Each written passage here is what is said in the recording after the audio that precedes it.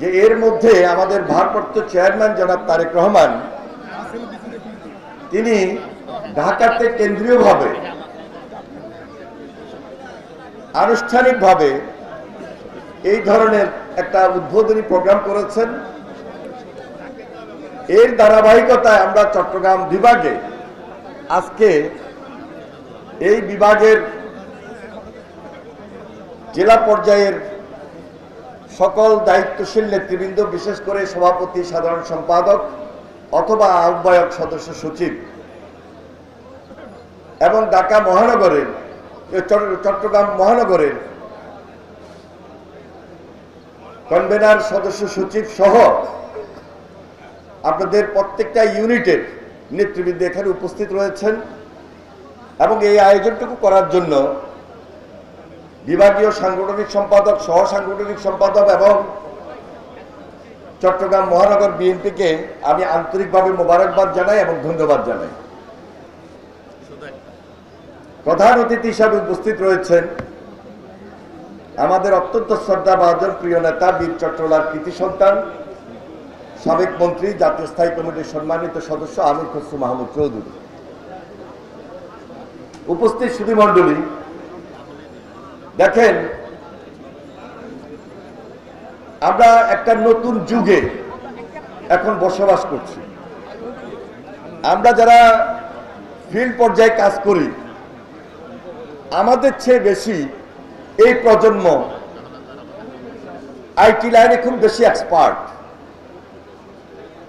যারা এখন পর্যন্ত ভোটারও হতে পারেন নাই বা কেউ ভোটার হলে ভোটও দিতে পারেন নাই, আপনারা হলেন অভিজ্ঞতা সম্পন্ন, আর প্রজন্ম হলো আইটি সম্পর্কে অত্যন্ত জ্ঞান রাখে।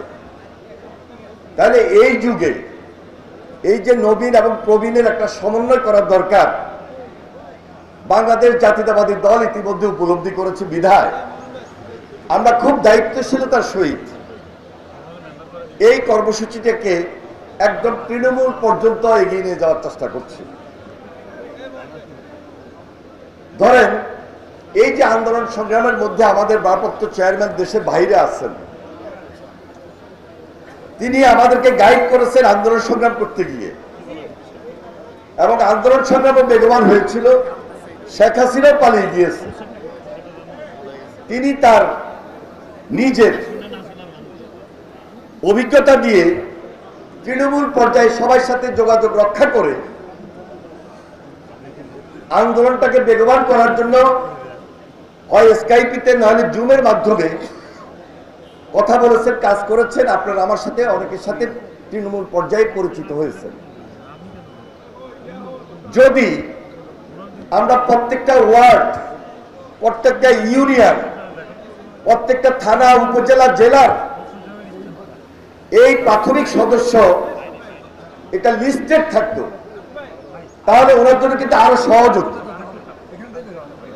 আন্দোলন সংগ্রামে গত 17 বছর এই কাজগুলো আমরা করতে পারি নাই, কিন্তু এখন 5 তারিখের পর একদিকে সংগঠনকে শক্তিশালী করা, আরেকদিকে একটা ওয়ার্ডে যে সমর্থকটি বিএনপিকে সমর্থন করেন, যিনি বিএনপির একজন অ্যাক্টিভিস্ট, যিনি বিএনপিকে ভোট দেন, যিনি বিএনপির নেতা, অঙ্গ সংগঠনের বাইরে, কিন্তু তিনি এই প্রাথমিক সদস্য পদ লাভ করতে পারবেন। এবং আমরা যারা পুরানো বিএনপি হিসাবে আসছি, আমরা নবায়নের মাধ্যমে এই সদস্য পদ গ্রহণ করব। তাহলে একসঙ্গে দ্রুততার সহিত সারা বাংলাদেশে এই যুগে, এই সময়ে, এই প্রজন্মের জন্য এবং আধুনিক বাংলাদেশ, আধুনিক বিএনপি, আমরা একটা মডারেট পার্টি, এটাকে যদি আমরা আইটি এক্সপার্টের মাধ্যমে এই মুহূর্তে যদি আমরা অন্তর্ভুক্ত না করতে পারি, তাহলে সেই মানদণ্ডের আমলের পলিটিক্স যেটা এখন বাস্তবের সাথে মিল খায় না, মিলে না, সেটা আমাদের জন্য একটু কষ্টকর হবে। এখন গ্রামে যিনি রাজনৈতিকভাবে সচেতন, একটা স্মার্ট ফোনের মাধ্যমে সে অনেক কিছু দেখতে পারে। ইউটিউবে যান, ফেসবুকে যান, তাহলে আমার এই ওয়ার্ডে, আমার এই থানায়, এই ইউনিয়নে, এই জেলায় কে কে সদস্য আছেন, খুব খুব সহজেই আমরা এটাকে দেখতে পারবো, সমন্বয় করতে পারবো। যেটা বলছিলাম, এই যে আধুনিক বিএনপি, মডারেট পার্টি, জাতির প্রয়োজনে, যুগের প্রয়োজনে আমরা এখানে নিজেদেরকে ভালোভাবে এনগেজ করতে পারবো। আজকে আমাদের ভারপ্রাপ্ত চেয়ারম্যান অনেকভাবে আমাদেরকে গাইড করছেন। শুধু মিছিল করব, মিটিং করব, এটাই তো শুধু কাজ না। রাজনীতিতে এর বাইরে অনেক কাজ আছে। এটা একটা বড় কাজ, একটা মানবিক কাজ, একটা সামাজিক কাজ। তৃণমূল থেকে সংগঠনকে এভাবে উঠে নিয়ে আসা দল কিন্তু অনেক শক্তিশালী হবে এবং আগামী দিনে রাজনৈতিকভাবে যারা আমাদের সঙ্গে প্রতিযোগিতা করতে চায়, কম্পিটিশনে আসতে চায়, আমি মনে করি বিএনপির সঙ্গে কম্পিটিশনে ইনশাল্লাহ তারা পারবে না। কারণ বিএনপি একটা অভিজ্ঞতা সম্পন্ন দল। আরো অভিজ্ঞতা দিয়ে, আরো যদি আমরা শক্ত হয়ে দাঁড়াই, কোন ষড়যন্ত্র বিএনপির অগ্রযাত্রাকে বাধাগ্রস্ত করতে পারবে না। আজকে লক্ষ্য করেন, আমরা অনেকগুলা ভালো কাজ করছি। 5 তারিখের পর আমরা কিন্তু কন্টিনিউয়াসলি ফিল্ডে আছি। ফিল্ড কিন্তু আমরা ছাড়ি নাই। আমরা জানি একটা অদৃশ্য শক্তি কাজ করছে। আমরা জানি আমাদের ভোটে বাধা হয়ে দাঁড়াতে পারে কেউ কেউ। আজকে সে অদৃশ্য শক্তি কিছুটা হলো আমরা দেখছি। কালো আবরণে তারা এই সমাজের মধ্যে রাতের আধারে বলেন, দিনের আলোতে বলেন, মাঝে মাঝে উকি মারে। আমরা চিনি তাদেরকে, যারা বারবার ওই ফ্যাসিস্ট সঙ্গে থেকে এই বাংলাদেশের ক্ষতি করেছে, এই বাংলাদেশি জাতীয়তাবাদের উপর আঘাত করেছে। আপনার 96-তে দেখেছেন, আপনার 86-তে দেখেছেন, এখনো দেখছেন। লক্ষণীয়, বুঝতে হবে, নাম বলতে চাই না, বুঝে নেবেন। তাহলে আমি যদি সজাগ হই, আমি যদি সতর্ক থাকি, কোনো বাধা আমাদেরকে দমিয়ে রাখতে পারবে না। অতীত হাসিনার কাছে মাথা নত করি নাই, কোন ষড়যন্ত্রের কাছে, সন্ত্রাসের কাছে আমরা মাথা নত করি নাই।